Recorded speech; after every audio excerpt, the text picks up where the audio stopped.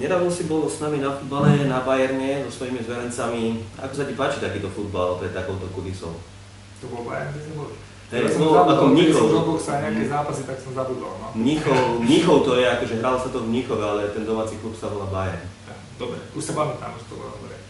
Odtedy som už mal jeden ťažký zápas, respektíve dva, niektoré veci mi vypadali z hlavy, ale to sa pamätám. Boli tam futbalovalo, tam bránky, hráči, tam boli veľa ľudí.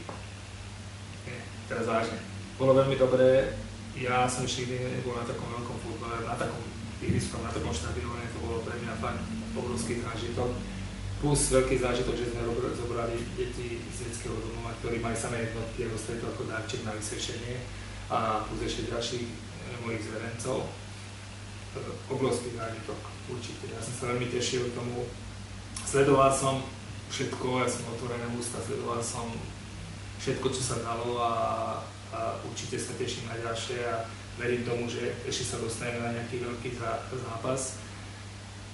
Viktor, ja ťa obdivujem v tom, jak pracuješ, jak sa do toho púšťaš, jak pracuješ na 100% a teším sa tomu, že spúšťaš internetovú alebo webovú stránku Travestar, CK-Star, tak je, cestovná kancelária Travestar. Určite bude ďalší alebo vyšší level a pomôžeš takým jednoduchým ľuďom, jak sme my, ktorí sme sa nedostali nejaké veľké naše športové podujatie vo svete.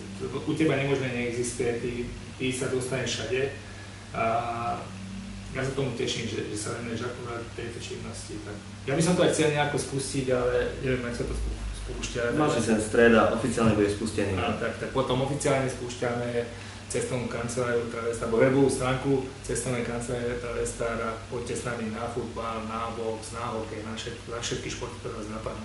Viktor Vác sa tam dostane. Ja som to spustil. Máme to. Ja ti gratulujem. Ďakujem. Dúfam, že niekedy pôjdeš ešte. Určite.